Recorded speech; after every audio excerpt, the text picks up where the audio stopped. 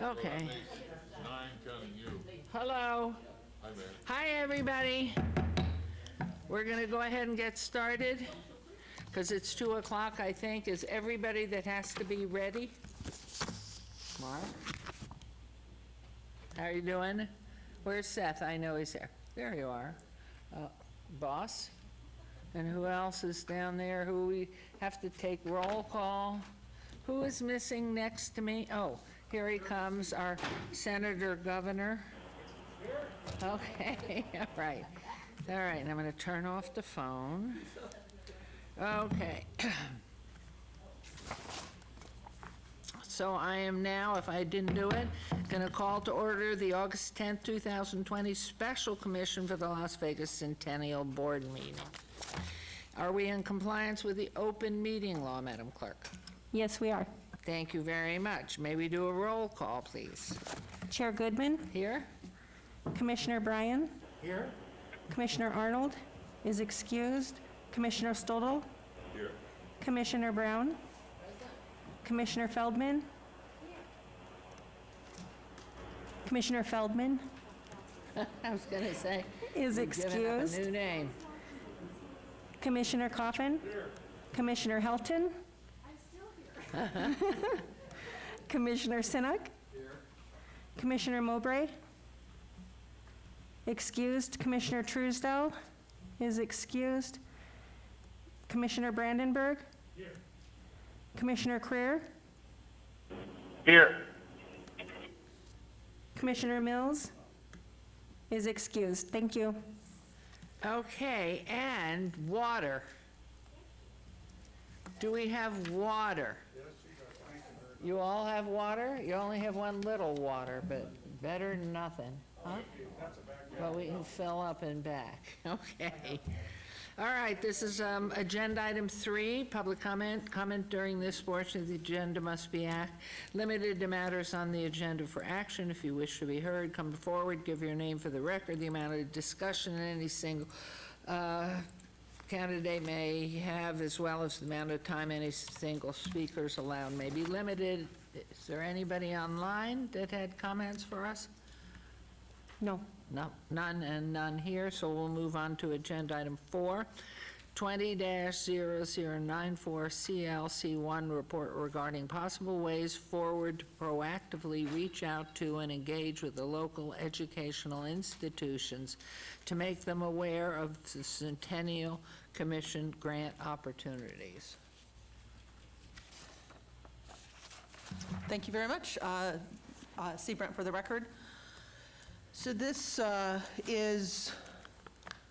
was one of the original strategic planning requests, was to look at how to reach out to schools. And I looked up the previous grants that the commission has funded for any educational institutions. And you can see here UNLV has done pretty well with several grants on different projects. Junior League of Las Vegas. Junior League of Las Vegas is an organization that has a grant pile that they give out, smaller grants to schools. And so those are everything that I could find that this commission has done for educational institutions.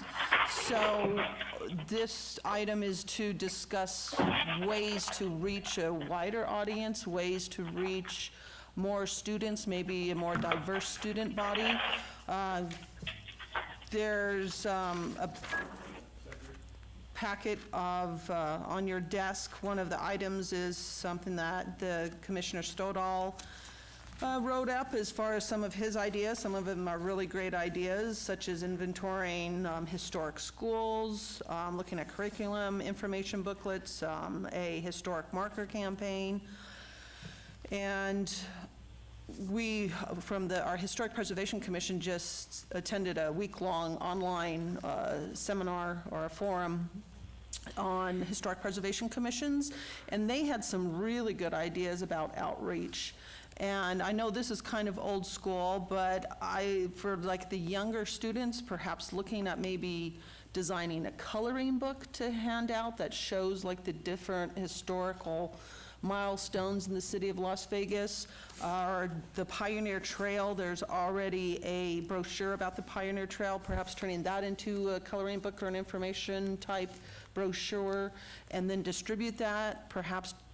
Obviously, now's a bit of an odd time because of COVID, but we will get back to some sense of normalcy eventually. So looking at perhaps partnerships between schools and museums.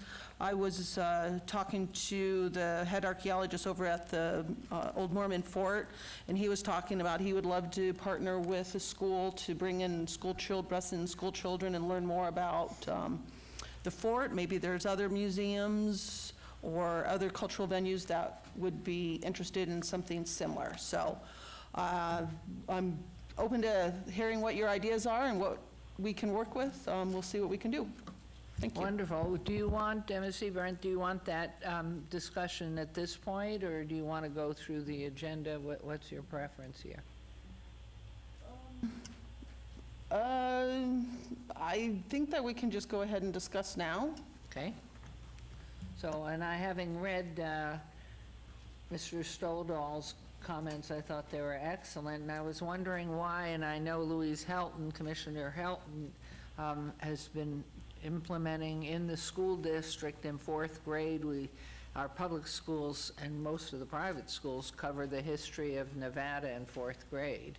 And so why the Centennial suggestions, or some of them that you put in your report, aren't coordinated with that effort, because it isn't there. Yes, please, Commissioner. This is Louise Helton for the record, and I've sort of been trying to work with Junior League with their grant and the school district, and through their partnership program and the social studies department, they are eager to have something like this. And it's what we were originally talking about, because I was going, I was being part of the Junior League effort to do the small grants for all of the teachers and everything else. I was trying to reach out to the social studies department to say, okay, what is it that you all really would like? Because we could be proactive and really tailor something that, rather than us coming up with a great idea, have them tell us what would be the most meaningful to you, what would be the most helpful. And the things that we've done in the past, obviously we have the textbook that we created. There's an actual Springs in the Desert textbook, which is a history of Las Vegas, that we made 250,000 copies of in 2005 and put in every single, there was a class set in every single school across the valley, public schools and private schools. There was an accompaniment to this book that was an activity book. And the activity book were things, you're talking about a coloring book. These are all kinds of different things besides just coloring. It might be weaving your own basket, similar to the Anasazi or what have you. There's just a whole host of things that were created. Now, obviously, that's been 15 years ago, and it needs to be updated. And certainly the activity book has sold out.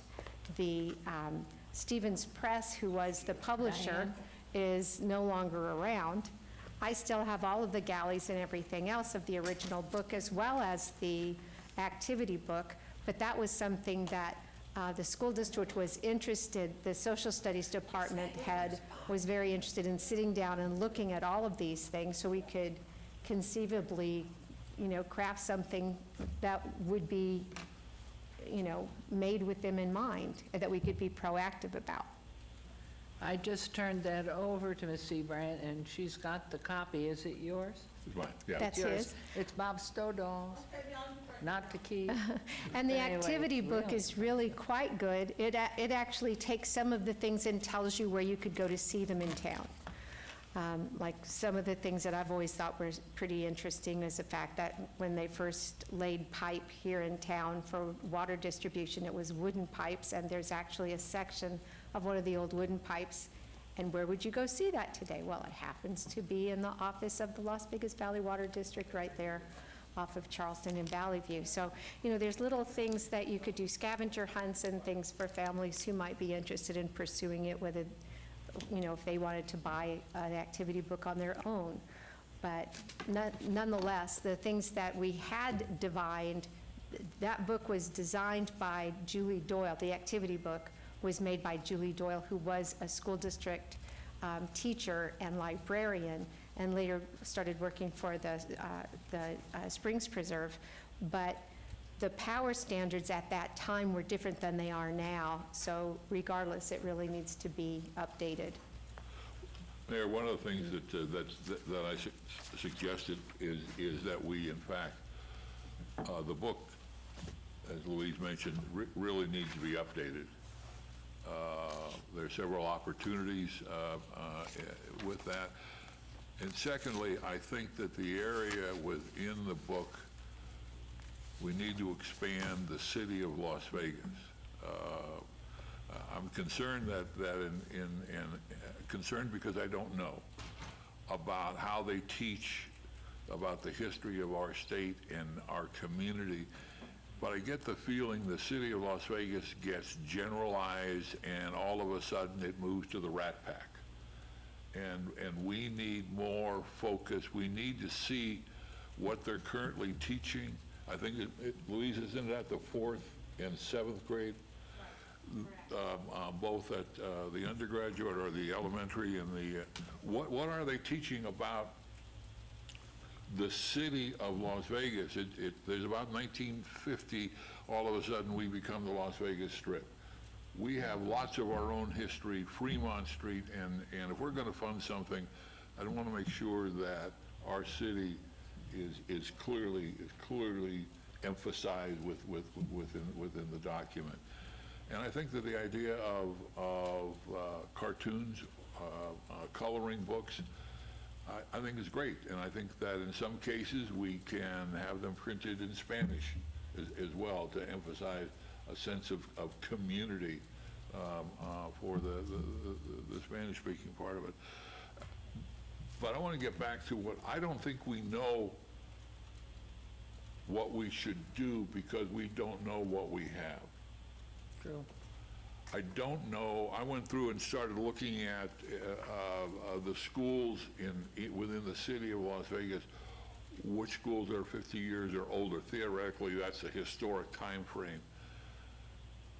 Are there any markers at those schools? I've looked at their schools' websites.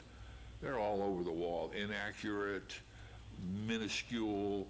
There's ways that we could help the schools, which have lots of other things that they have to do, to talk about the history. We can get a marker program for each of these schools. There's lots of things from curriculum to the idea of who was at those schools. And some of the schools really mean a lot just to the neighborhood. The architecture, there's a lot of ways, but I would suggest that we need to fund several studies.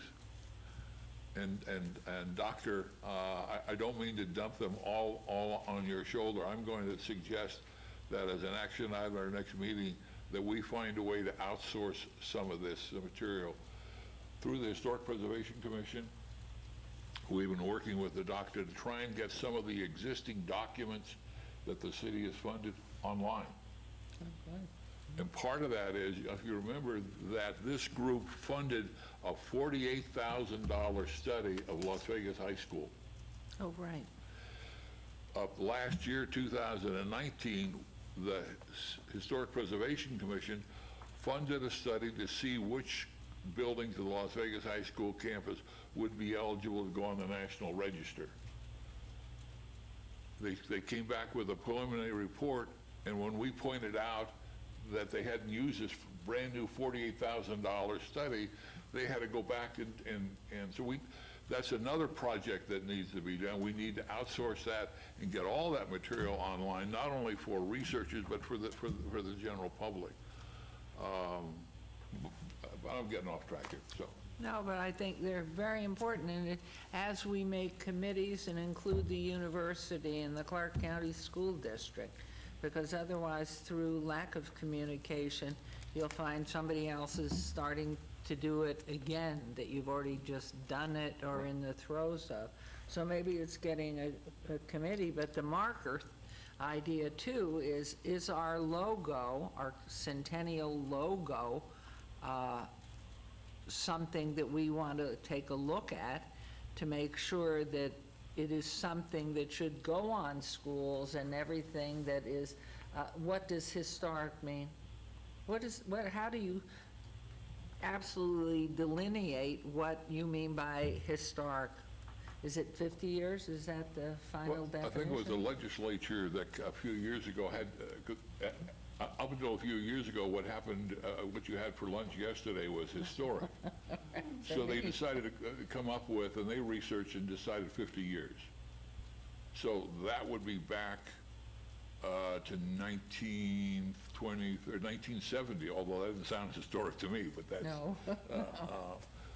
But it would be anything before historic. And the second thing is, I think it's important when we talk about schools, I think we should include religious schools and private schools that are historic to our community. They're part of the fabric of the community. And certainly you would work with the religious institutions and the private, and if they didn't want one, that's fine, but a historic marker. So I think we just need to go out and do some research. Which means a team. Maybe as a focal point, I should point out that Johnson Fremont. Do you want to put your microphone on first? It's Member Mowbray.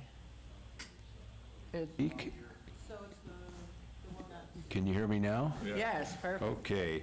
As a focal point to help maybe put some priority here, John C. Fremont opened up as an elementary school in 1955 with kindergarten. I was in its first class. It then later converted to a middle school, but my understanding is there's this disease going down Maryland Parkway called a wrecking ball, that it's scheduled to be demolished if it hasn't already been demolished, just like what happened to the old Gorman campus a year and a half ago. So if you want, maybe you should reach out to after we get our priorities here on the aging, 50, 60, 70 years, to the school district and get an update. I can give you the name of their demolition contractor, which schools are about to be knocked off to the H's. Because I guarantee you, it won't look the same. My classroom was on the northeast. It was still there the last time I drove down St. Louis, but my understanding is going to wreck. I've got all the founding documents for St. Anne Elementary. They're back and forth to the bishop, from my grandparents, my father and mother, about getting it established. That was part of Mary Crest Estates.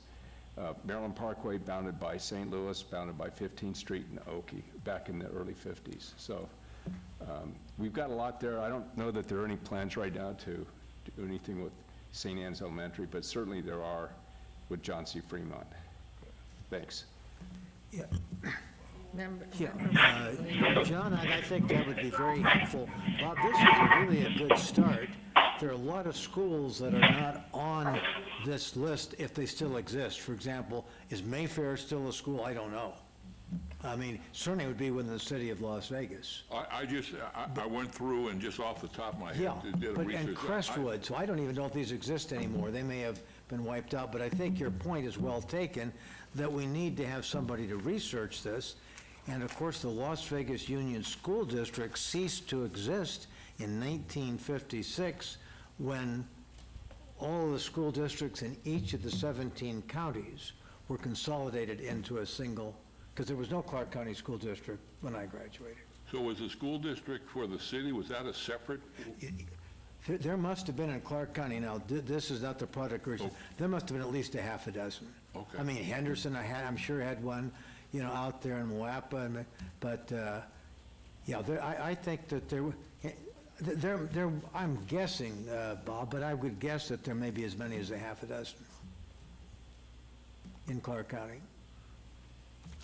I'm not sure that it's an action item, but I think we've got two specific things that we need to do. One is I think it would be great to update the book and see if there are some additional elements that could be, now with Stevens Press, we may have to start from square one. I've got all of I've got the old copies of everything, so, but we would need to move it to a different publisher. So that's one project I think as we look forward the next 15 months, and the other one is to find out what we have in this community as far as historical structures, whether it's architecture or somebody important that attended the school, so that there's a sense of community that we can help establish at these schools. Those are the two projects I recommend. Bob, what would you suggest, if I might follow up? In other words, it's no longer used as that, but part of the historic Fifth Street Grammar School continues to survive, as you know, the auditorium. Right. And all of that on the south side is, that's very historic. That was built in 1936. And so there should be maybe some recognition. It's being repurposed as it should be. I think there's still some city or county offices in there, Mayor, if I'm not mistaken. There used to be planning and some other things in there years ago, but maybe that's no longer there, but. Well, and you look at, anyway, it's Goodman here. I just am very concerned about, first, and at the top of the list is, what do we determine as a value being historic? I can't think that 1970 doesn't sound right to me. 1950 and before, perhaps, or 60. I don't know what the will of the commission is here, but I think the first thing is to determine what we think is the Centennial Commission's focus, which we could add to later, but to me, historic would be 1950 or 60 and before. So, I Mayor, don't know to what answer- everybody thinks. to answer your What is question, historic? Other cities and counties and jurisdictions have wrestled with the same question, and the Historic Preservation Commission, 5 of us, were able to we were able to attend through funding from this group week-long webinars Okay. of communities from San Antonio to Tacoma to St. Augustine, and that question was that 1970, that's yesterday. Right. So the general feeling is it's 1960, but even that is. Sort of now. So, but we would look at each structure. Is there something architecturally significant? Is there something culturally significant that school brought to the neighborhood? Did somebody important, are there a series of, there's a lot of questions that we would put it through a filter, not just a date. Well, and two, I think it really is important to have on this body somebody from the library at the university that's doing the same thing. Because they did have someone assigned to that, or a group of 2 or 3, and Clayty probably should know that they are part of exactly all of this, so they're not replicating and doing something and then trying to get the same information. Have we, who do we Theirs have is- from the university? I thought it was through the architectural school that they were, and Clayty was, but that expanded beyond the city limits. Yeah. Okay. No, but somebody that is interested, and then there's a special designation in the library or virtually that this is strictly historic old Las Vegas. Yeah, This is Reverend Louise Hall, Helton please. speaking up again. I have been giving this a lot of thought too, and looking forward to this conversation very much, and just looking at where we are in this place and time, and certainly all of us, as we're looking forward, we're not as confident in the money continuing to come in. So it's like this is a really good point in time to think of what would be the most significant thing that we could do that would serve so many of the things that are important to us. And it seems to me that one of the things we don't have is a place to house all of this. We don't have a museum dedicated to the city of Las Vegas. We have funded all kinds of different museum activities. We've done all kinds of archives here and there and all kinds of projects, but there's not one central place that you could find the things that we've done. Or if you wanted to really learn about the city history, where would you go? Where's one place you would go? And it seems to me that with the mission and the goals of what we were wanting to do with this license plate in the first place and the Centennial was obviously to educate people on the city of Las Vegas history. And there's no better way of doing it than actually having a place that is specifically designed for that purpose, that you could bring exhibits that could rotate and do all kinds of fabulous things that people would absolutely have a place to go, no matter what grade level they were, no matter what happened. And again, it would be a place where we could have our archives, because golly knows we have needed to develop those, but where would we put them? And it just seems that if there was an old school that was worth saving, that maybe the school district said, we just really need to move on from there, as we've seen a few of them, really prize ones, or, you know, we just saw what happened with the Reed Whipple, and there's other possible old buildings around that maybe we could. Well, and you have the historic West Side School that has just been remodeled at great cost. And that, to me, would seem, since that was the first elementary school anyway. Yeah. Are you on the phone, Councilman Greer? I am on the phone. Are you hearing, how much room do you have in the historic West Side School for all of the historical memorabilia of the heart of the city of Las Vegas? We don't have a space big enough. Now, we are looking to build an African-American museum with a performing arts center and conjunction with the library across the street from there. But the actual West Side School wouldn't have space to accommodate it. And I said this a while ago, too, that we need a dedicated Las Vegas museum that houses the history of where we are. And we have all those great pictures and memorabilia out in the stockyard or warehouse or whatever it's called, and it needs to be properly put someplace.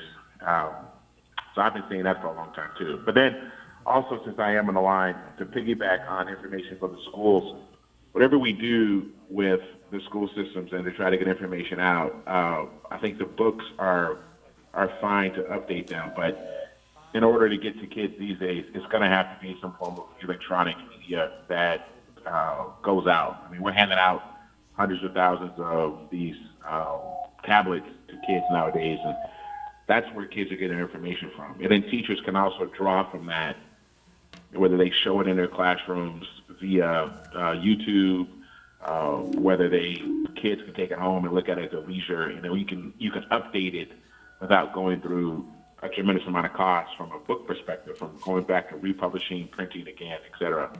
So I think anything we do is going to have to be in the form of electronic media. Okay, thank you. Our attorney, Seth Floyd, has suggested to me to open item number 5 as well, since we're a little bit afield. It's 20-0095-CLC1, report regarding Centennial Commission funding priorities for the next 15 months. Yep. So what happened to, sit down there. No, it's all right. Mayor, Please, yeah, please. if I may. Your Honor, I think really with respect to the schools, it strikes me that a bifurcated approach, I think we need to have an inventory of the schools. Not all of those may be historic. I'm not suggesting they are, but it seems to me as part of our educational process, because most of these schools are elementary schools, there should be a plaque on each of those schools that's named after an individual, telling the students something about this person for whom the school is named. And I think that's, what I'm saying, those lists probably are not, there are going to be a lot of schools that probably don't have great historic significance to us, but still I think that the students at those schools should know who that person is that the school is named for and how he or she got to be named for that. Yeah. Seabright, for the record, I think those are all great ideas, and we can certainly work with quite a few of those. But the one component we want to make sure we bring it back to is making the schools aware that they can come here to apply for grants. And we need to be able to promote that as well, so that we don't have just grants going to just two entities, UNLV and Junior League of Las Vegas. So as far as, I think, doing the historical markers and the book, looking at a survey of the schools are all great, but there should be a component in there to promote this commission's ability to support different grants for different educational programming as they relate to historic preservation. Well, aren't we too, Dr. Seabrandt, talking about first, and I hear both these gentlemen and Louise, that it really is about what is our inventory, what is the locale, what's the date, and going back, what is the historic time frame we're looking at from birth to 1950, 1960, then what schools were in the city at that time? And that shouldn't be too difficult to do. We go back through yearbooks and everything else and we have to stay within the confines of the historic city. And then to take a look at this marker or whatever it is, our logo, I can't even think of what is our logo? It's on your book, Madam Mayor. If you go to the cover of your book, that's it, right there. Are you gonna try to change that again? No. Yeah, we had talked about using the license plate as our logo because that's what we're trying to promote, just so people will focus on where the So money came how from. would you do that to what Member Brown was saying? Let's assume you find, who cares, let's use the historic West Side School, and you want to put a marker on it which identifies when it was built and what number school it was. If it was number 1, the very first school, I should think it would say that. So how in this logo do you do that? Yeah. And how do you make the marker something of significance where then people can take a virtual tour and go from 1 to 2 to 3 to 4? And what year they opened and how many students they had and from what year to what year, and is it still there or did they bomb it? So it's an inventory is what I'm hearing. Taking a look at the logo design, finding definitively what years are we talking about? Wouldn't you think the school district would have a record of when those? Do you want to turn on your mic, please? That would help. Member Brown, wouldn't you think the school district would have a list of when those schools were built? Well, I'm sure they do, but I think we need to go beyond. We need to survey and have something for each of those schools rather than Roy W. Martin School was built in 1922. Yeah. It needs to have, the marker needs to have something of a bit of celebration. And so we need to first find out what are the schools by age that would fit into this category, and then what are the schools that would be come to the top because of their architecture, or because, so we need to do, or that, let's say, John Mulbray or Senator Bryan graduated from Garside Junior High, or somebody that of significance. So there's several categories that I think that we would move through. Maybe something historic occurred at the school. So out of those, having somebody research each of the schools that first fit our age category, and then seeing if there was something, something special occurred at all the schools. Something occurred special, I will guarantee you that. Then we need to decide what's the marker going to look like. Is it going to 2 or 3 paragraphs? And at the bottom, we would see the Centennial logo. I don't think we need to put a license plate on a marker. I don't feel visually that's the message that went. So that's got to be done by somebody, all that work, and it can't be done by Diane. But too, it is, if I may, keeping with Member Bryan's comment, who was Roy Martin? I don't know Roy Martin. Who is Roy Martin? He was our first significant doctor. He was amazing. Oh, what kind of doctor? Whatever, between 1906 and about 1930, he did whatever doctoring he And did. horses and cows? No. Human beings and maybe a few ladies of the night from Block 16. Seabrant, for the record. Okay, so for this first item, because we still have quite a few to get through, so for now, then the ideas are to update the book, that Commissioner Helton has a copy of that. We could, and each of these I'll bring back for action items at the next meeting. So looking at updating the book, looking at doing an inventory and survey of the schools that would segue into a historical marker program. Within the city of Las Vegas. This is Correct. Louise Helton for the record again, and I can, between now and our next meeting, I will be meeting with the school district. I'm already working with them toward this end. So I'd be happy to be able to take this idea to them and see what information they have. Because I know that they're very, they're very involved in the school namings and all of that. That's been a big deal for years, so. Okay, thank you. So, and then, Councilman, I'm sorry, Member Coffin. Call me any old thing. There is something that could help, and that is the inventory of historic Las Vegas resources. And it is very much unknown. I've got a set at home, it's 3 volumes, and it was done by the city in preparation and application for the historic grant status. And maybe we've got a set here in the city, but I kind of doubt it.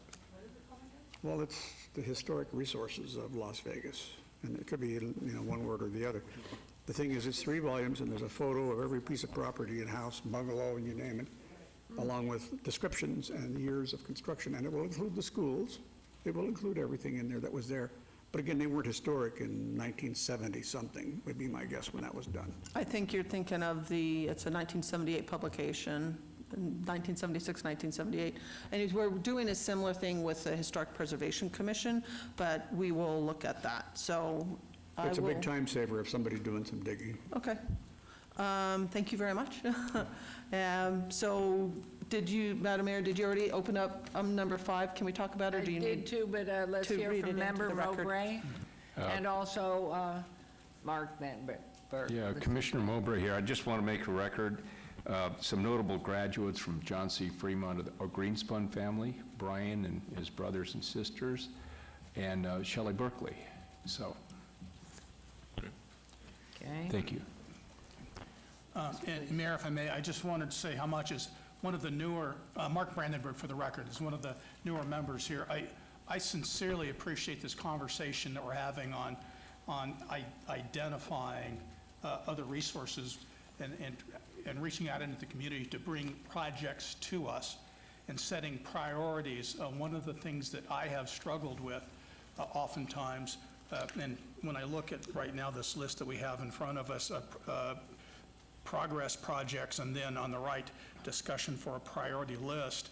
I would hope that as we go forward, we can start to develop a list of potential priority projects going forward, so that when somebody comes to us and says, I'm looking for a grant, particularly as we look at our budget, particularly as we look at the idea of a revenue stream that looks like it's reducing, that we're able to look at these projects and prioritize them ourselves. And I'll say, for example, at the top of the progress projects, the documentary film Part 2. What a tremendous, wonderful project that is in terms of quality, in terms of what it does, in terms of addressing our core mission here. On others, and I respect all of these, but when I look at the Las Vegas Days Rodeo, we recently approved $185,000 for advertising. And again, I understand that this is a nice event. It touches on something that has relevance, but I would like to be able to say, what's our budget? Is there something else competing for that money when somebody comes in front of us and says, so here's how much money I want, so that I could say, well, okay, would I rather spend a couple $100,000 on a documentary film project, Part 4, or X, whatever the next thing is? I've always struggled that not knowing what else might be out there. And so the idea of reaching out into the community, and we've talked about a number of ideas for that, but I hope that we're able to go out and our staff is able to go out, and I don't know what other resources there may be, whether it's the university, any of our colleges, and say, just to let you know, remind you that we have funds for appropriate projects. And if you have ideas and take a look at the City of Las Vegas history And as Member Stowe, I'll just point out, we're constantly fighting this whole thing that Las Vegas history somewhere, starts with the Rat Pack and what happened on the Strip. But what are the gaps? Because there's so many interesting things happen that I learned, I grew up here, but when I started watching these documentary films that we put together, I was amazed. So the more that we can do to go out and reach into the community and like Member Stodel, people to say, here are some gaps, here are some important things in our history that never get addressed, and have people start bringing projects to us so we can know what's potentially out there before we start spending money on other things. That'd be helpful. Last, I just wanted to comment real quickly, just glancing at Member Stodel's list. He makes reference to the City Art Council and the murals, that sort of thing. That's something I think too can have tremendous value. So as we talk with historians, perhaps there are opportunities to go to, again, whether it's the university or other institutions where people would be willing to do significant art projects on city of historical themes, whether it's murals or sculpture or whatever. I think that there's some real value there and something that's lasting, so that when members of our community are walking down the street, if they see a mural or a statue, and they can scratch their head and say, what's this all about? And read on a plaque about great events or great people in our past. Thank you, excellent point. Yeah, this is One Louise. last point, I think, is we hit education.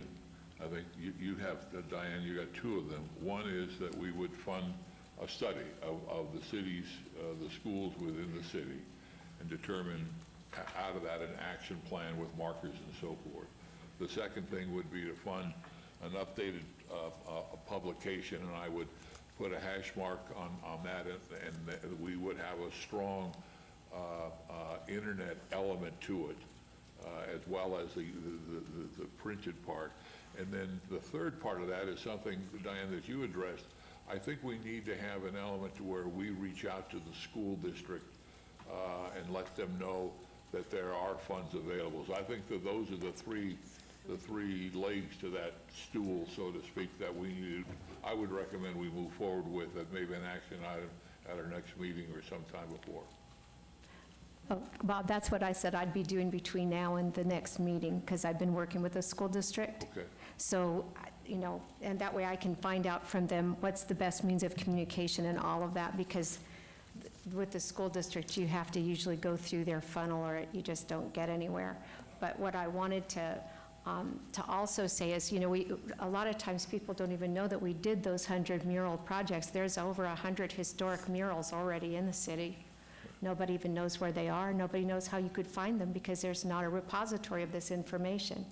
So this is where I keep, it's bothered me all these years, and it just seems that if we didn't have our own repository in the way of having a museum for the city of Las Vegas, there is no better way that we can assure that things will be displayed, that they will be available, that they will be archived so people will know that they're there, that there would be an actual, it would be the funnel from any place to Las Vegas history. That would be the only purpose of it.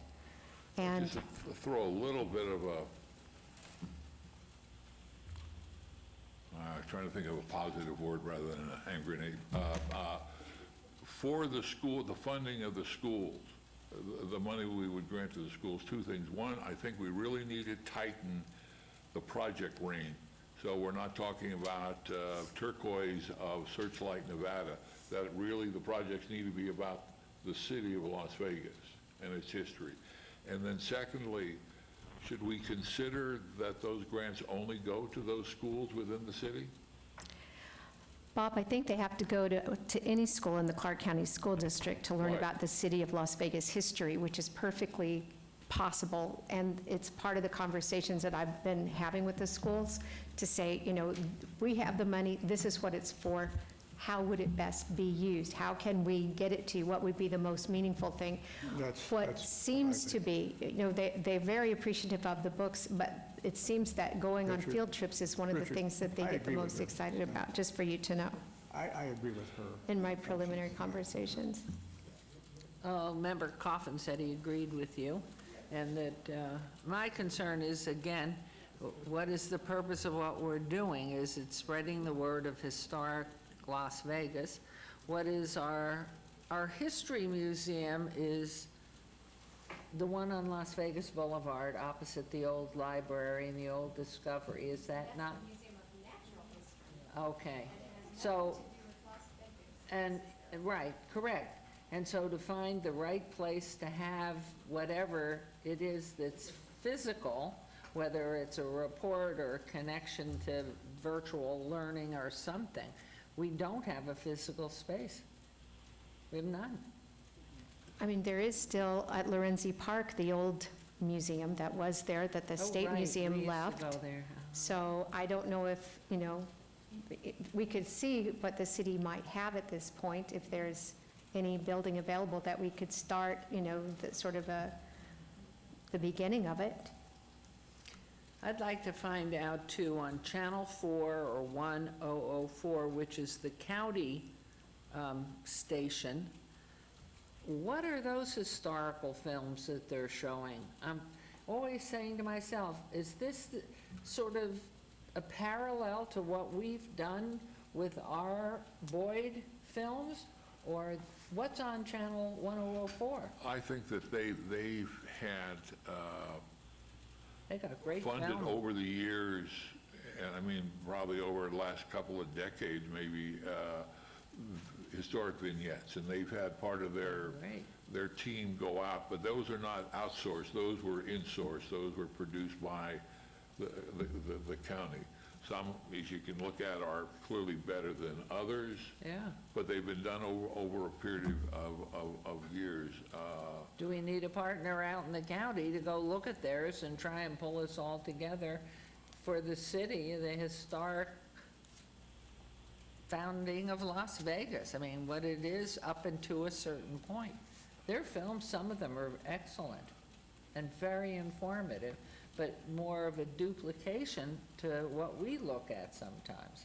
Oh, I think ours are much better. Well, without question. But the reality is there's something there. Are we having the same conversation through a historical review that they're doing? I don't even know what all those are. Seaborn, for the record, we can look at that. So for this first item, I'll draft up a scope of work that I'll bring back to the commission during our next meeting, that everything that we're discussing today will be addressed in that. Okay. Madam Mayor, did you open up number 5 already? I did 5. Okay. I'm wondering if we can also please move the last, our items number 7 and 8 up, because we do have some guests that, from our communications department that I asked to come in to answer Okay. some questions about social media outreach, since they're the experts in it. Okay, so let me read those in. Okay, thank But you. you'll bring me back to do 6, please, Thank you. because we don't want to skip that. All right, Well- item number 7 is 20-0098 CLC1, report regarding the promotion of the sale of Las Vegas Centennial license plates. And shall I open up 8 as well? Yes, please. Okay, and item 8 is 20-0099 CLC1, report regarding possible strategies to raise public awareness about the Centennial Commission-funded projects. Thank you very much. So Seaborn, for the record, I think all of these can kind of play off of each other as far as what the priorities are, what our funding abilities are, and how to do outreach. And so for the funding priorities, I think it would be helpful to know how we reach people, how we reach the general public. And I've written down on the left-hand column the current grants that we have, and on the license plates, as far as what we have generated from revenue. As you can see, From July of 2018 through July of 2020, we've gone down significantly, but I know that during our last meeting, Brian Loveland with our finance department did explain that that's because of the DMV being closed. However, I think this was, again, pre-COVID. Commissioner Helton sent us a commercial from the Las Vegas Knights license plates. The Las Vegas Knights were giving away free merchandise to promote their plates.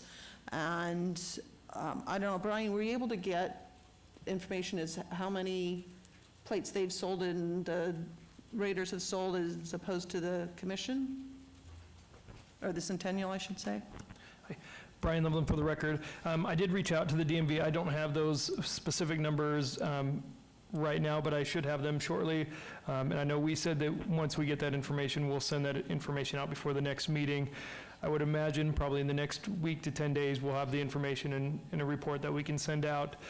That I know the discussion here is definitely which plates, as far as for the Centennial, we know that the Golden Knights and the Raiders are the more ones that we're concerned with now as far as the increase. And so we'll do our best to make sure that we kind of outline, you know, how the revenue is spread out between all the license plates. But at this time, I don't have the exact numbers. Your Honor, Yes, please, if I could member. help on that. Hoffman. They are here, they're in town. You don't have to wait for Carson City. Over at the Sawyer Building, the Legislative Council Bureau office is over there. They should have a copy, or they should be able to make a copy, because that report is requested a lot by the legislature of the DMV, so usually that, you should get it the same day or find out if it's in town. It's a lot faster than waiting for a week or 10 days for somebody in Carson City to respond. Your Honor? Yes, please, member Bryant. You know, we may not have the exact numbers in terms of long-term projections, but it seems to me, by and large, we're going to take in less revenue than we have historically. It seems to me that's inevitable. The kind of competition with the Golden Knights and the Raiders, we're not going to be selling as many of these Centennial plates.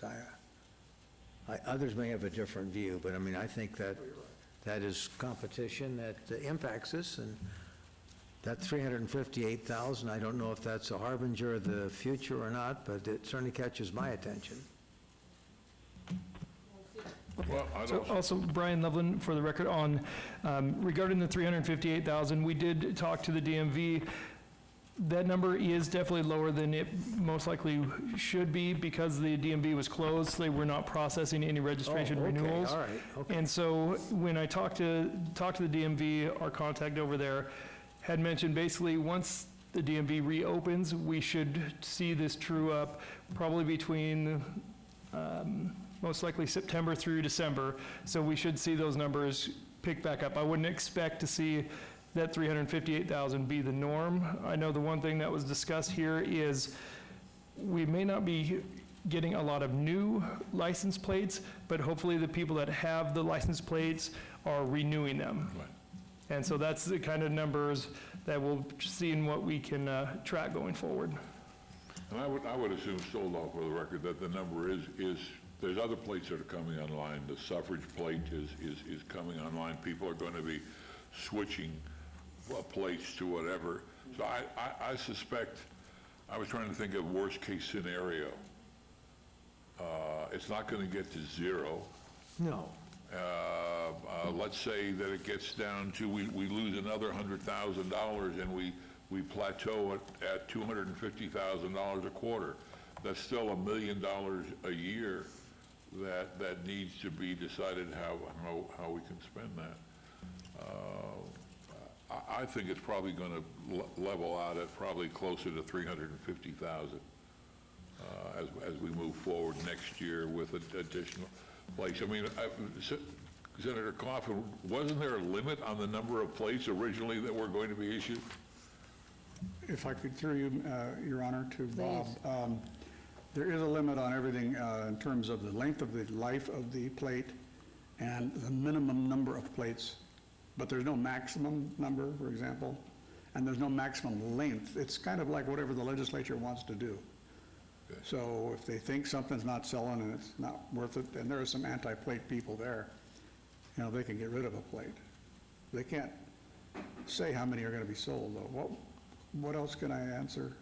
Well, I was also a little bit worried as I was thinking about this last night. We went through this once before with the license plates, worried that the state of Nevada was going to come down and scoop up whatever they could find, and that we decided that we were going to try and encumber some of these funds, which we did to some degree with the West Side School and some other places.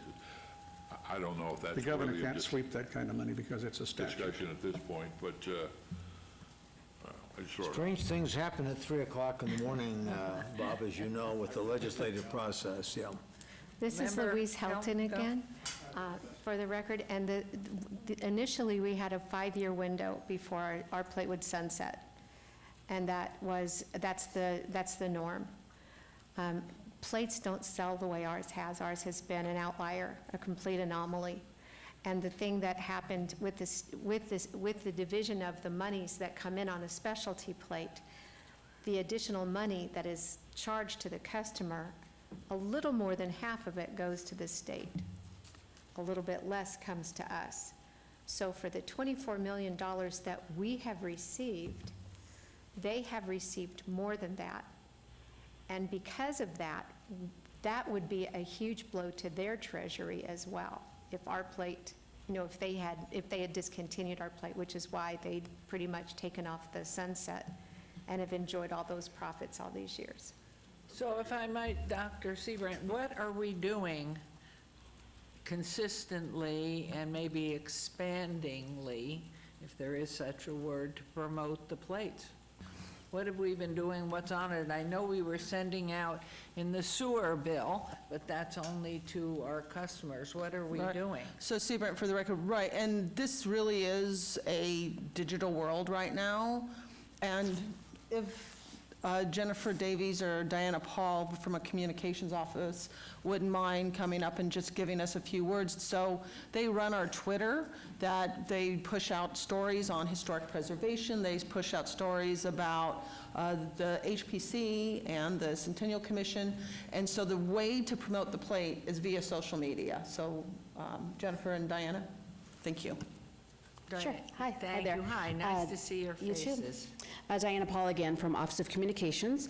In terms of, Jennifer can talk about the ways we get the word out digital age, but we do use traditional means too. We do press releases periodically, reminding people about the plates. We have a devoted webpage. We've had them, the message on our parkees that you see up on the freeway. So we're constantly reminding people about that message, and Jen can kind of talk about what we do through social media as well. Yeah, so our history, Jennifer Davies, Digital Content Supervisor for the Office of Communications. So we get the word out about the Centennial Commission quite a bit when we talk about history. Obviously, you're involved in a lot of key projects that the public is extremely interested in. Project Enchilada comes to mind right now. There's a lot of interest in the transformation of Fremont. And so we've been talking about that a lot lately across all of our digital channels online, KCLV Channel 2, and anytime we talk about that content, we always drive it back to the Centennial Commission and how those funds are being used to support those types of projects. So obviously we can continue to do that.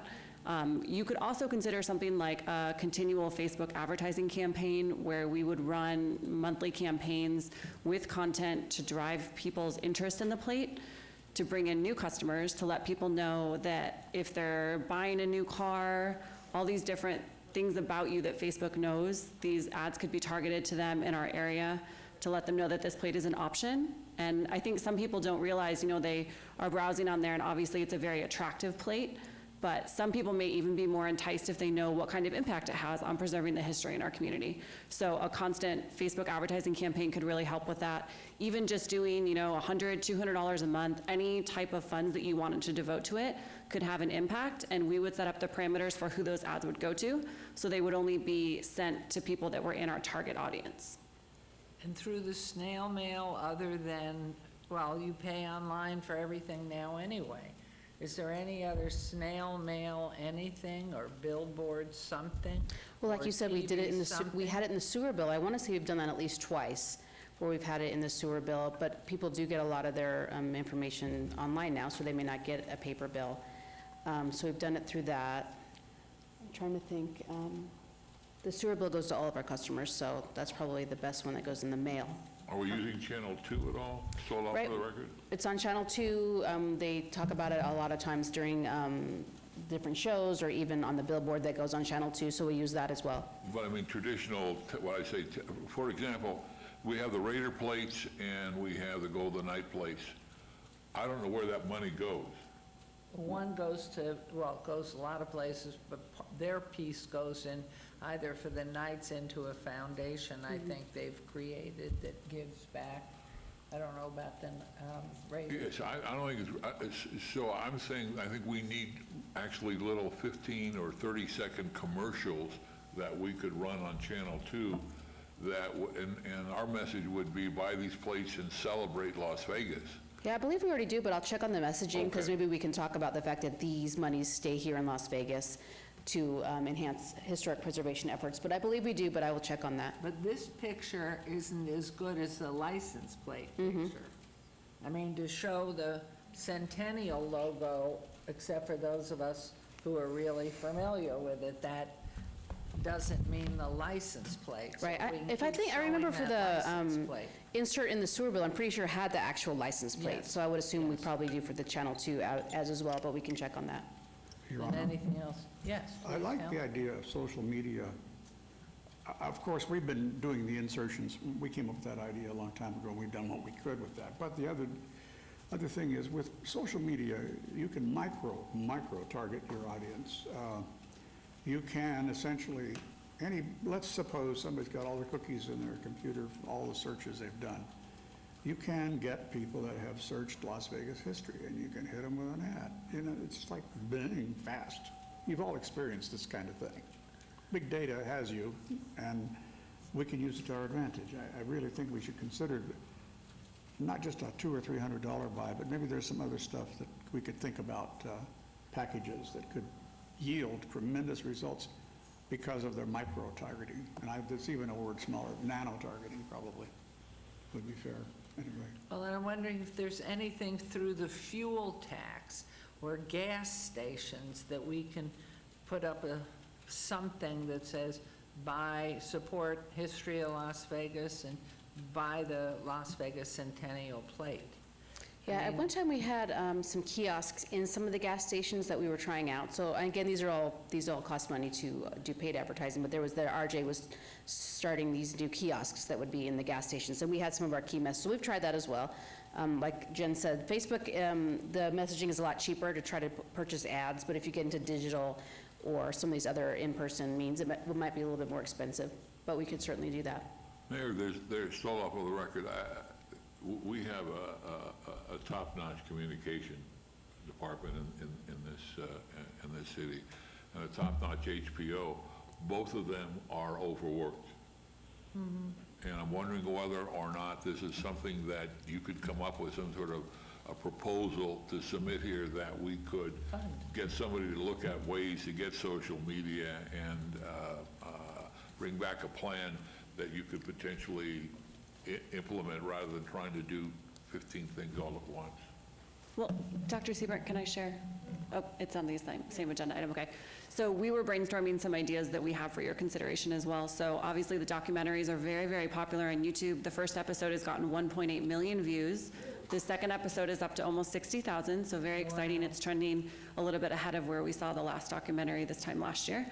And so we had an idea, you know, all of you have such a wealth of knowledge of the history of Las Vegas, and even beyond just the hour documentary, we'd like to find some ways to capitalize and keep the excitement going all throughout the year. So we were thinking about maybe a YouTube series where we could focus on this month in Las Vegas history. So for example, in September, we could pick 3 or 4 key dates that we could have you talk about. You know, we could put it on YouTube to drive interest in the commission, the license plate, and also, you know, the next episode of the documentary. And then we could also chop that up and use those on social media to educate people about the different things about Las Vegas history that they don't know about, because there's just a true interest in it. And I think that there's a lot of things that fly under the radar here that people would be really interested in. Mayor, if I might ask a question? Please. Yeah, Member Bryan, let me ask you, the various programs that we have that show the documentary, what's the tagline at the end? What does it say? Funded by or?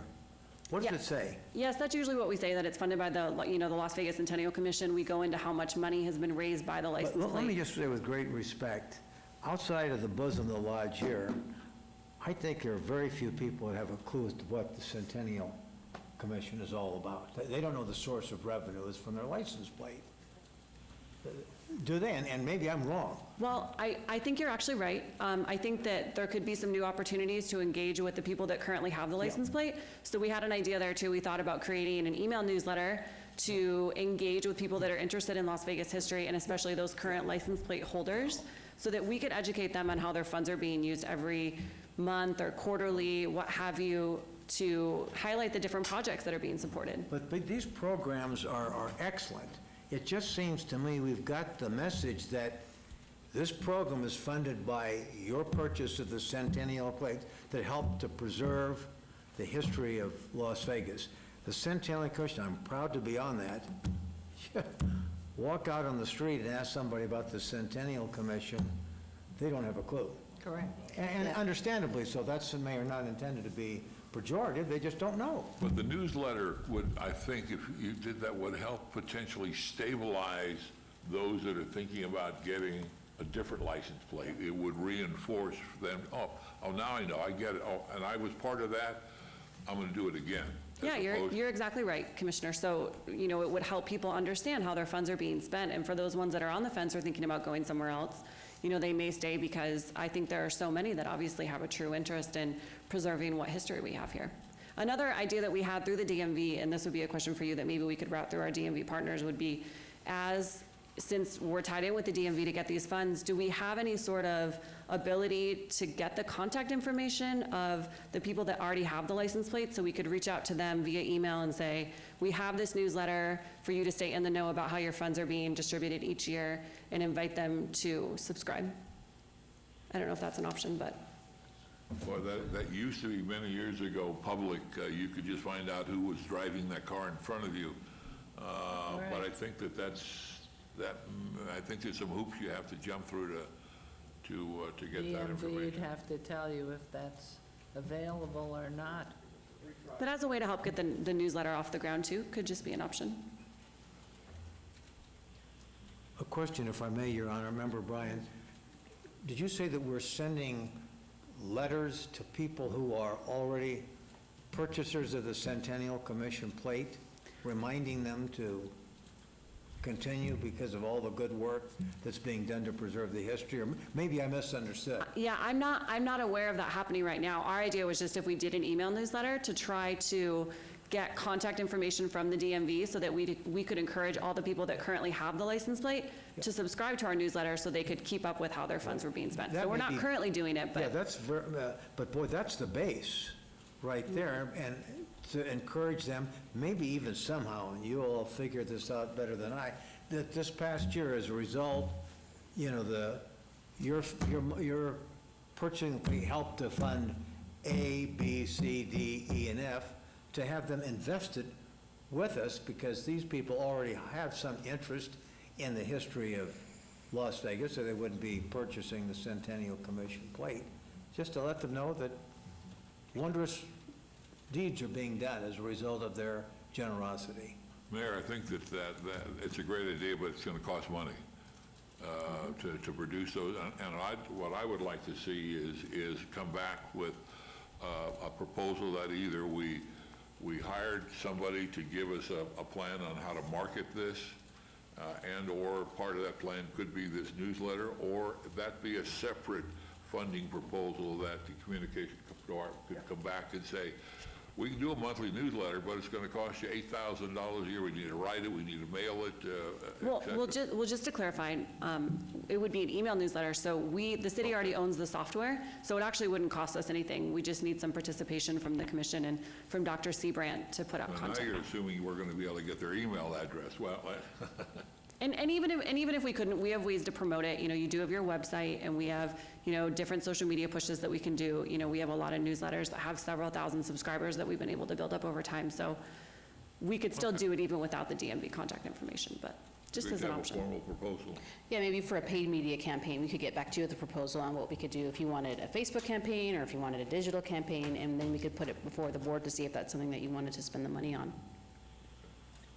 Do we have any breakdown on the age group that buys our plates? Brian Loveland for the record. To my knowledge, no. When we had asked him about the demographics and what kind of breakdowns were available, we weren't able to, at this point, get any indication whether by age group or even zip code. It's usually just kind of wrapped up in an overall report as far as just the total number of plates. Because I'm wondering if we need to be specific and get out there on TV with somebody who's just bought a, you know, if we could find some celebrity or somebody who's bought a Las Vegas plate, they'll, if in fact it ever worked, they'd pick it up by the Raiders and everybody else. But I wonder, you know, it's coming out with something that hits really targets. You gotta spend money to make money. And the more you can get the word out that it does something and it's worthwhile, probably a lot of the people that buy the plate like the look of the entry sign. They care less that it does anything to preserve, except as you get older, you want to preserve. So for younger people, what's their mentality and why are they buying it and where are we missing the mark? And what's the cutesy thing about buying this plate? So how can we make the plate, you know, when you drive back to Boston and everybody, it's a showstopper because the Raider fans aren't really coming out of Boston.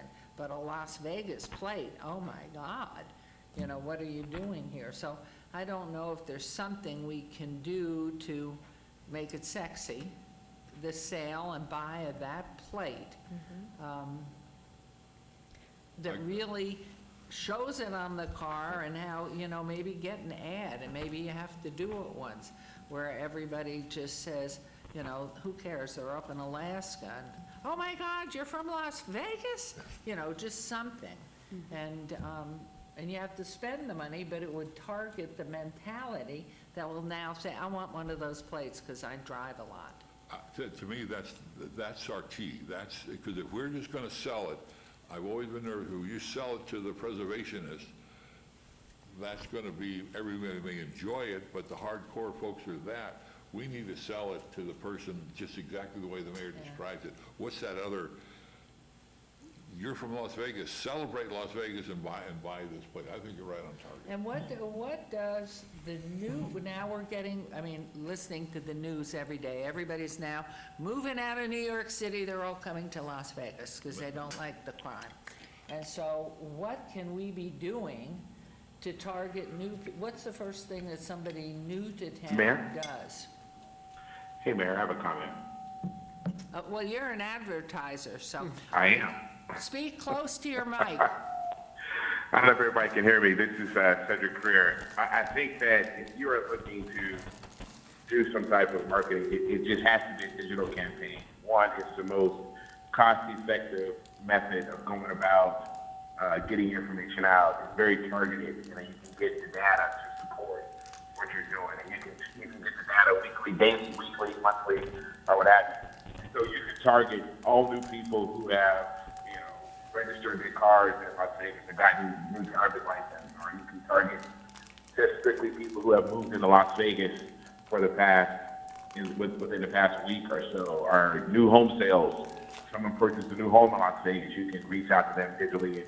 There's so many different ways you can structure a program that targets people that you know that are going to be utilizing the DMV. You know, you can target kids that turn 16 years old. You can target all new car sales that happen within the city of Las Vegas. So if you got a new car, then you know that you're going to have to get that car registered.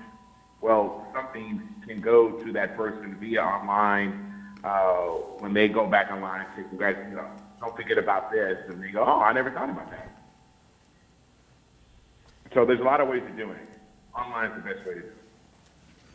So new people coming to town definitely go and find a bank. Don't you usually go find a bank somewhere? Somewhere. What are the things you do when you go, will they support us as much as they support anyone else. You go to Nevada Power. What if we put a little something on the plate to stick them? They have to go to the Southwest Gas, they have to go to Nevada Power, they have to go to Cox. Where else do they go? Water district. Every new water district. And where's Mr. Floyd? There you are. Legally, is there any way, anything attractive the city can do to get the public service, big companies, to support selling the plate, or promoting the plate legally? Mayor, I'd have to look into that, depending on your specific proposal. I mean, the Centennial Commission technically isn't the city. So if you could contract with Nevada Power or Southwest Gas or someone to promote the plate, and you could use your funds to do that. I mean, I'd have to look more into that once you had a proposal. So maybe there's something there. I just think it's to get people who are moving to town to buy the plate. And This- maybe there's something that would be worthwhile to put advertising money into something that you run on the 5 o'clock news. Member Brown, when we were talking about the age group, I think basically, my guess would be that most of us old-timers have the Centennial plate for sentimental reasons. And for the next group of people that I believe have the plate, they brought it because it was pretty.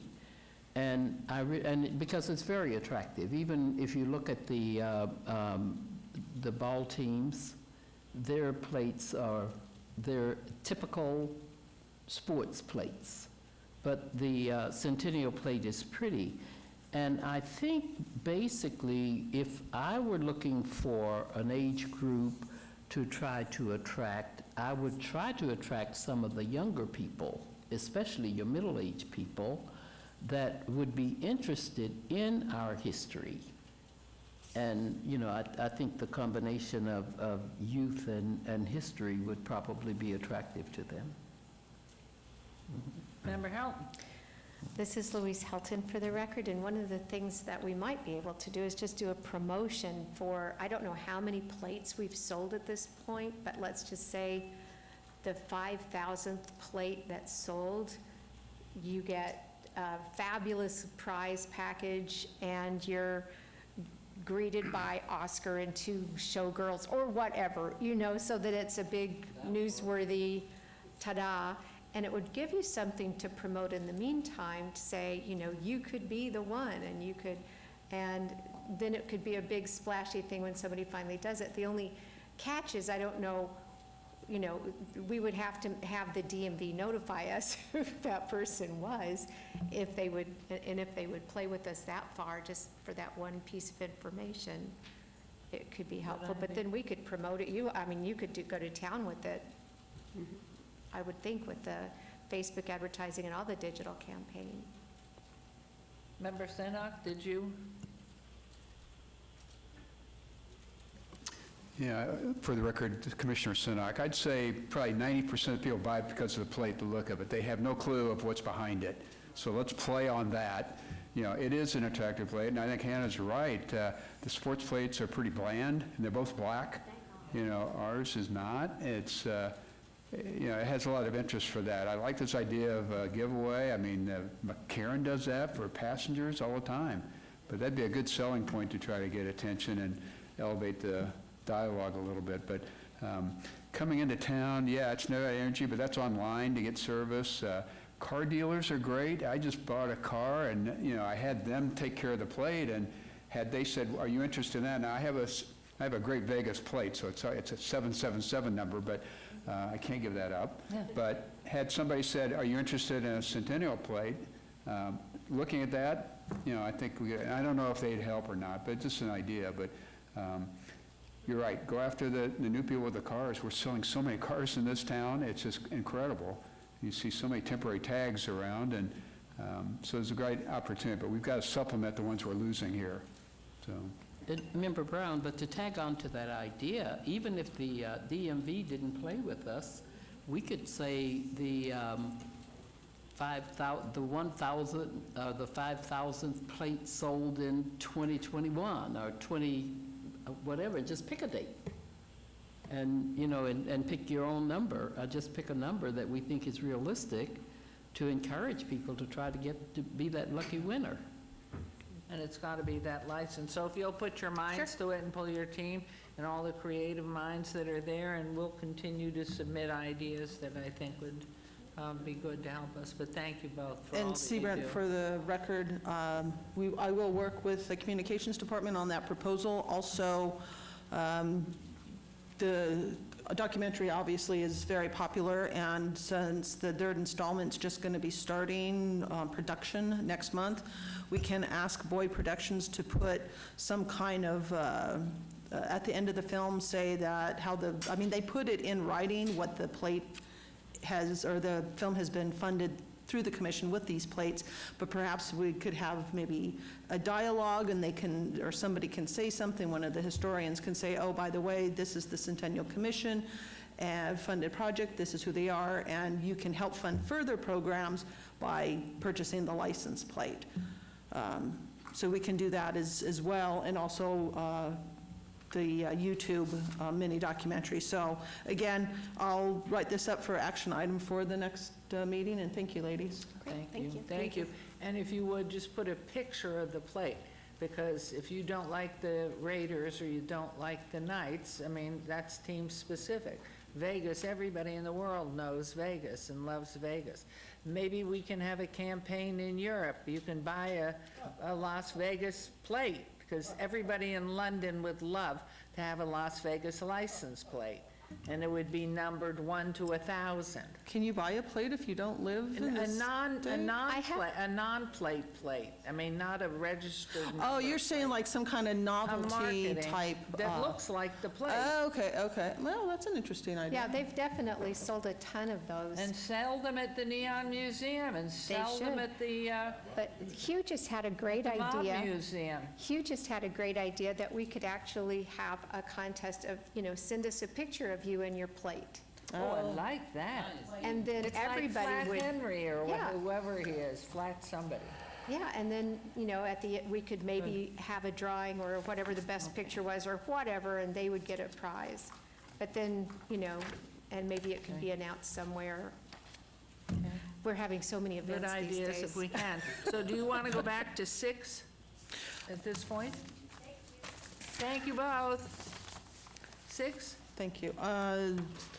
Number 6 is, The grant guidelines that we were working on. yes. That's, item number 6 is 20-0097 CLC1, report regarding updating current Centennial Commission grant guidelines and application process, which you have handed out to all of us. Thank you. Yes, so everybody has a copy of, so there's 2 parts to it. There is the grant guidelines, the instructions, and then the actual grant application. And we had a committee, we had a working group on this, right? And I thought that was members Helton, Stoddall, Brian, and Arnold. So how current is this grant guidelines and eligibility? I honestly do not know. It was online before I started here. There are some formatting issues that I'll work with IT on about this. But the content, I want to say it was updated in maybe 2007 or 2014. I don't know, is Mike here? Do you know? No, I'm sorry, I don't know the I think exact. Member Helton should know. Weren't you on this committee? Wasn't it 2017 or 18? Yes, it's been a minute. Oh, it's that recent? And we did have a conversation about it. It was with Esther, years Okay. ago. Do you think it needs to take another look? So, for the record, Diane, is this the same process that we use at HPC? Yes, so we've done this, I've done the same thing where I took the existing grant and through the discussions that this commission has had over since I've been here in October, changed this a little bit so that it is more updated, and we did make the change to add the language, I think it was late last year, when we changed language to say it was specifically for projects that celebrated the history of Las Vegas. And there's just, some of the language is, I mean, if the commission doesn't want to change it, you don't have to, but some of the language I thought needed updating. It was referring to grants that were several years old, so just making it more current and more relevant. And if we want to do a working group instead of having everybody comment, that's fine with me as well. If anybody does have any comments right now about it that they would like to let me know, if you like it, you don't like it, if you want to keep some of Mayor, this. two thoughts. One is, stole off for the record, one is I don't think we need a working group. I think this is a pretty straightforward document. I think would suggest that if anybody has any thoughts, that they send them to you. But I did have one question. We've added the phrase Centennial, the projects need to relate to Centennial, parentheses, 1905-2005, close parentheses. Are we saying that with this change, that the history before in 1904 or the history of the Paiutes, that's out of bounds? Anything before 1905? Is that our... By putting that date in there, are we limiting it to that 100-year period? Yeah, I see what you're saying. Yeah, we can take that language out. You're right. It wouldn't be, the idea of putting that in there wasn't to say anything over, later than, or earlier than 1905 couldn't be considered.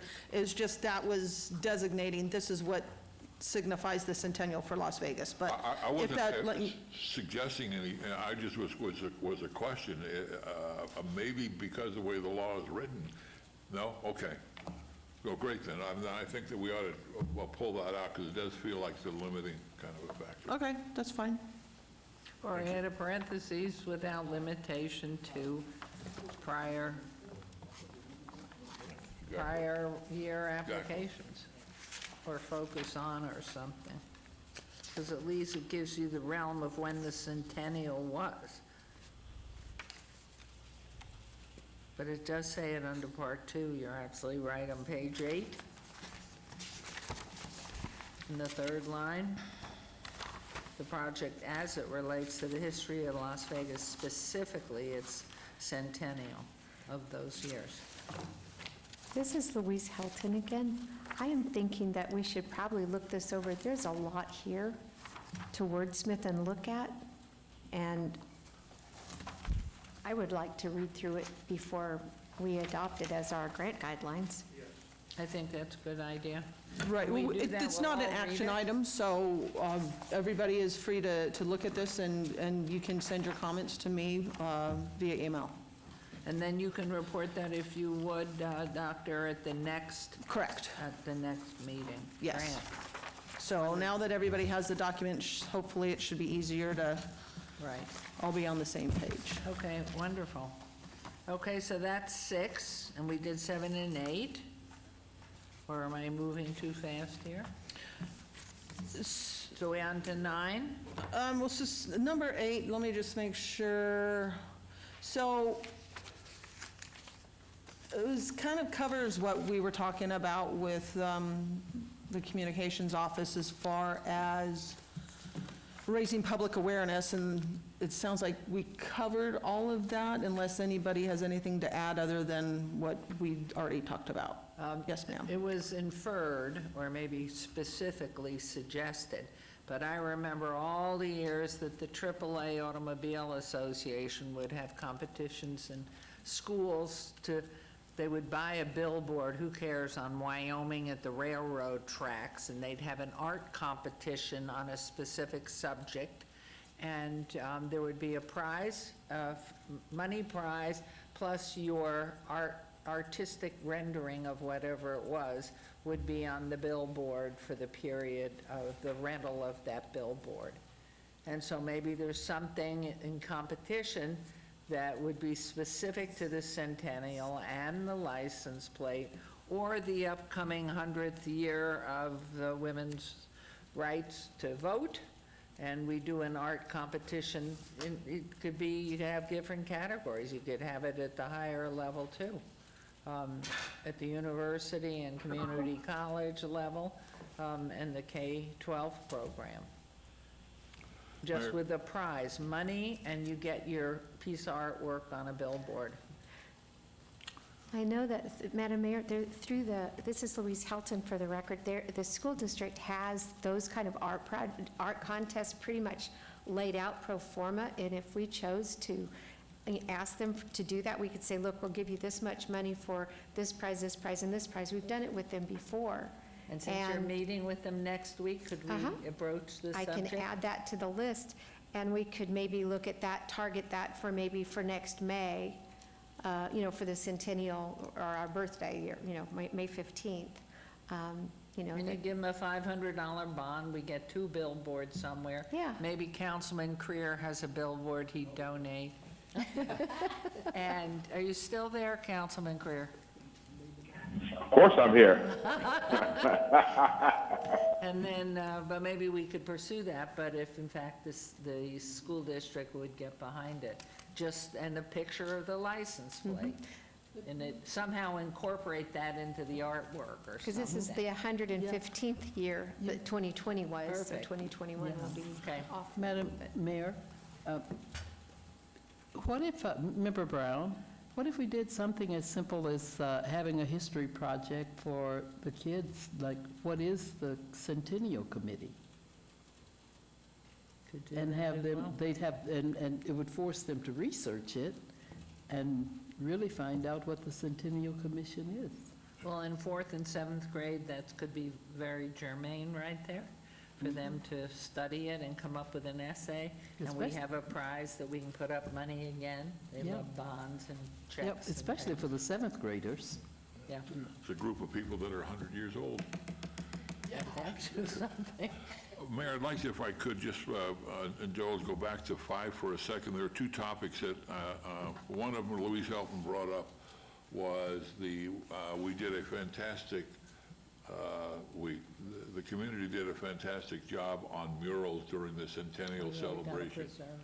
And rather than 100 murals, it went to, I think, 140 or 150. Where are they? I think we need to have somebody go back and look at every one of those murals and do an update on, did they need help? Are they in some sort of I don't want them just to disappear. The other thing is, this, and you mentioned it, this is the 100th anniversary of the women getting the right to vote in the United States. Nevada was way ahead of the curve on that by about 4 or 5 years. Women got the right to vote in Nevada in 1914, I think it was. But I think we need to look at small, maybe it's a small thing, street names in our community. And it came to mind when talking with Jonathan Ullman at the Nevada, the Mob Museum, about Stewart Avenue. Well, Stewart Avenue is not named after Helen Stewart. Most people, I think, that would thought about it would think it was named after I'll gently say, a colorful rogue U.S. Senator, William. But I think we need to look and see in our community, in this city, the names of significant historic figures, women, that are not recognized by having streets named after them. I think it would be we could do it for $4,000 or $5,000, something like that, and then have some sort of a plan. Maybe we rename Stewart Avenue, we put an H, and we let North Las Vegas have it after Nellis Boulevard, because it goes all the way up. They can keep it we'll keep it Helen, and they can keep it Williams Stewart. But I think it's something this Centennial Commission ought to recognize the Centennial of women's suffrage. Thank you. Okay, so that's from 5. Okay, so that was for 5. And obviously, the priorities are going to be driven by the sale of the license plates, of how much money is generated, which is going to be driven by our campaign to promote the license plates. And I just want to come back to, sorry to jump around so much, to come back to number 8 on the raising awareness. Again, they all intertwine.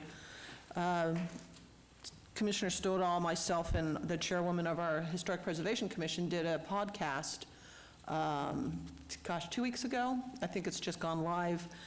That's another great way to promote, I think, the Centennial Commission, is to try and get more people maybe in doing a podcast, also as the communications officer was talking about, the YouTube interviews. Also, community events, again, obviously we can't do that right now, but when we're allowed to have large gatherings again, maybe thinking about doing a community event. I think there used to be some type of event at the Springs Preserve that I thought the commission had done in the past that would be interesting to partner with. I don't know. I don't have the institutional knowledge on that. Also, different interviews on television, if we can, on Channel 2, in conferences. Again, And Channel 10, Channel 10. which is the Clark County School Okay, District yes. channel, because I think, and if you share it with the county and, be more embracing, everybody doing it, but ours could be on the historical part of Las Vegas. Okay. Okay. And then the last thing is conferences. Again, when conferences aren't just online, we may want to think about joining the conference as a presenter and say, this is what the Centennial Commission is and this is what they do. Obviously, we would have to find the right conference that would support that. But again, those are just ideas to throw out there. And then you're going to go ahead and look at physical space to keep whatever stuff we have? Oh, for like a museum? Well, or whatever, all of our stuff that we've collected over the past 100 years or whatever, a place for a repository for the Okay. historical Las Vegas And a place we could information. have displays of them, But it seemed to me the West Las Vegas, the school, historic West Las, is perfect. Yeah, it would be. I didn't realize that it was still, which is a good thing, but it would be perfect. if And we I could have- remembered the resident that we had that great photographic exhibit about 2-3 years ago. Yeah. That'd be great. Well, this is the thing, maybe there's some other vacant opportunity that we could look into. I mean, the only one that I can think of is maybe at Lorenzi Park, but if we could get an idea of what's out there. Well, I think the senator mentioned, stole off of the record, what about the Fifth Street School? Fifth Street School's It's being great. used now by UNLV, I think, for architectural. Yes, graduate But that would be a nice centrally And it's got located. the art gallery in there too. So there's another one which would go to then the city to see what that could come up with. So that's, Robert, your group. Great. Anything else on 8? That is everything I have, ma'am. Okay, so we'll go, yes, please, Brian. Question. Brian Loveland, for the record. Also on number 8, based on the discussion with the DMV, I'll reach out again and see if there is any other reporting or any type of demographics or anything that would be available to us going forward that we can try to possibly break down even further, just based on what we're trying to accomplish here on going forward. Maybe just some generic information that we could sort of overlap with ours. And could you find out, Mr. Floyd, is there any legal copyright prohibition against replicating the license plate without a sequential, those little stickums is the only thing you put on them. Are we allowed to sell what variation of it in the Mob Museum, the Neon Museum, online? And then can we own whatever it is? Maybe we just put our logo on top of the license plate somehow. On top of the DMV-issued license plate? Well, like that, yes. Well, I think you'd have to check with DMV on that. Well, Yeah, they that sell would the- just, then the copyright. They do sell the license plates as a novelty item, but instead of having the letters in black, they're in red. Oh. And they're So- just, they usually just say Vegas, or they say, it's just like one, whatever will fit, and they sell those at the airport. I mean, they're very widely available So maybe to we could tourists. do it Centennial. Who knows? Can you find out? Mayor, for I'll look into infringing? that. Thank you. Doc, any more? Statement for the record, no, that's everything. Thank you very much. Okay, so now to 9? Yes. Okay, 20-0100-CLC1, discussion regarding topics for future agenda items. Comments made during this portion of the agenda by individual members shall refer solely to proposals for future agenda items. Any discussion shall be limited to whether or not such proposed items are within the purview of the commission and/or whether such proposed items shall be placed on a future agenda. No discussion regarding the substance of any such proposed topic shall occur. No action shall be taken. And I think we just gave you a whole bunch unless there's more. Yes, ma'am, I have quite a list. And I want to ask Laura Kalkman back there, unrecognizable with her mask, sitting next to a gentleman who's also unrecognizable. Was there anything else that we took out of the last couple of meetings that we said we wanted on the agenda? To your recollection? Did she say no? No, she said no. Okay. All right, any comments, anything else for a future agenda? Oh, right. I have no idea, and maybe Member Bryan and Member Stoddall and Helton and everybody else that's been on it longer than I have, did we ever come up with any type of procedure for the body that if you miss 25 meetings, you may not want to continue? So, for the record, I think we've had this discussion at the Historic Preservation Commission, and we do have our own guidelines, and I think if you miss 3 meetings, Yeah, that's correct for historic preservation. I'd have to, and it is governed by the bylaws. Every commission is a little bit different. I haven't looked at that. I have looked at that before for this commission, but not in a while. I'm not actually sure if you've developed rules on that here. I'd then like So- that on the agenda. We had them because- early on, we had them on before 2005, when we initially brought people on. And a We lot of had, people, not that you all aren't very busy yourselves with your own lives, but that you make an effort to keep moving this along. I think it's really important. So can you go research that, and then can we put that on an agenda if we want to create, if we don't have them, guidelines, or do we want to mimic which the historic Statement for the record, I looked at the bylaws, and it's not in there. We do not have anything we do have it in the HPC, but not in the Centennial Commission. It says nothing about missing a meeting. We can add it, but then it'll have to come back before this body, next meeting to approve it.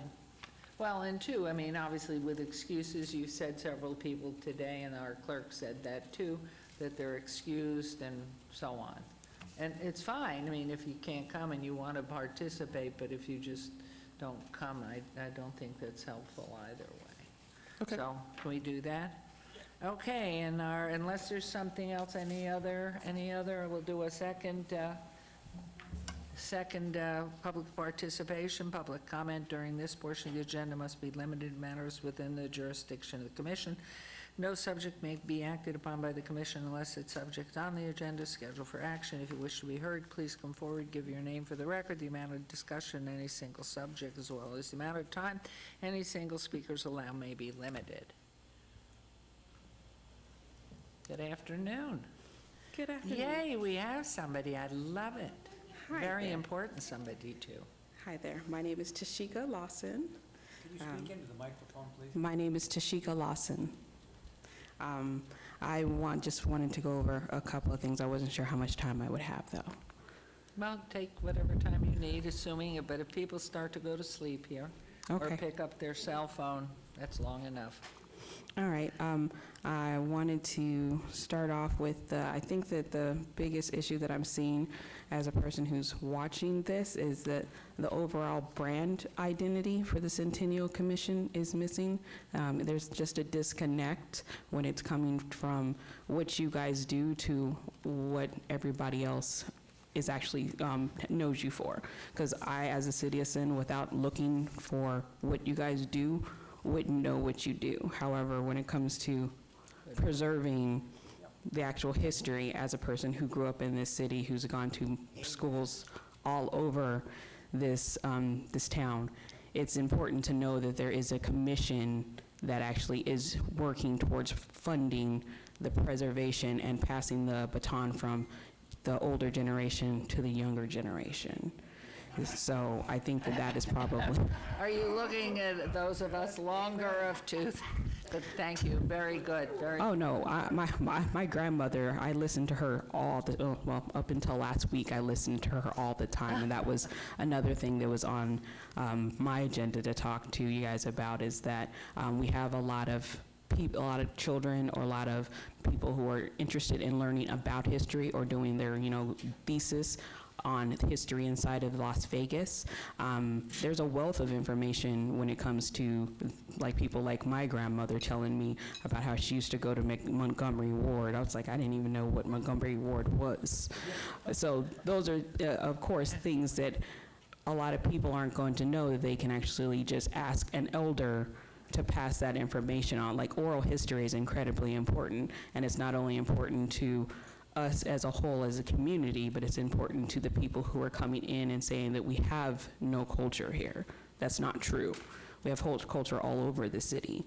And if there's a disconnect because of the fact that we just have people who've served on the council or on this committee for a while, and when it comes to the progression of technology, like the actual suggestion of Facebook ads, that's incredibly important. I can't tell you how many people that I know, friends, family members, will waste hours on Facebook, and one little thing could actually drive somebody to the site to, buy into the Centennial Commission license plates.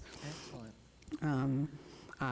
I listened to her talking about the field trips when it came to, as a child growing up here. I can tell you I used to love the Las Vegas Natural History Museum. In fact, I used to go home and do all kinds of experiments. You can call my mom right now and she'll tell you about them. But that was a great place. I loved going there. I was actually surprised, because listening to some of the planning committees last week, knowing that we're actually going to start putting businesses in there as, incubators, we're actually going to have science. These are also things that people would like to know about, because if we don't know that you guys are doing stuff, then when we ask questions later, because not everybody has the time to come down and listen, or even listen to 3 hours worth of a city council meeting, to find out those little nuggets that are in there that individuals that are working for the city are actually trying to piece together and preserve the heritage and lineage of this city. When it comes to the site, I believe the actual original town site was in Ward 5. I don't know if Councilman Creer is still here. He's on the phone? Yes. But there's a lot of places on the actual west side that can be used in conjunction. You can actually have the Black History Museum over there, since we're already going to be working on that as a part of the 100 plan. There's a lot of vacant land. I know some that is owned by the city, because I've been doing research, where we can actually put another site. Just could be the walk of the Las Vegas west side. It will, one, bring an actual site of history that is for the entire town, and then link it to the actual Black history that is here, that is also pivotal. It was a very important role when it came to the desegregation of the Las Vegas Strip, which was the first place where you could actually really enjoy the bounty of our city, from then till now. That's actually a huge part of our history. I'm really excited about the inventory of significant resources, not just land sites, because there's also a lot of things that we could be bringing in. I mean, the Macy's Day Parade is a parade that is actually a historical event. If you look back to the oldest things that are actually being done, that parade can tell a history. If you were to line up the videos, you can actually see fashion, you can see, you know, things that were going on in different communities inside of an actual parade. So those are also important because we host a lot of those ones. Sorry. I did want to ask if there was a plan for the commission to go back to or touch base on the Trailblazers Park, which is supposed to be also on the historic west side, that was slated for, I believe, 2018, 2019. I'd ask you to give a call to Councilman Creer in his office. Okay. Because obviously that would be in Ward 5. And I have heard rumblings, so that seems to be something that there's an appetite for. Okay. So if you would call his office, I think we'd appreciate that. Okay.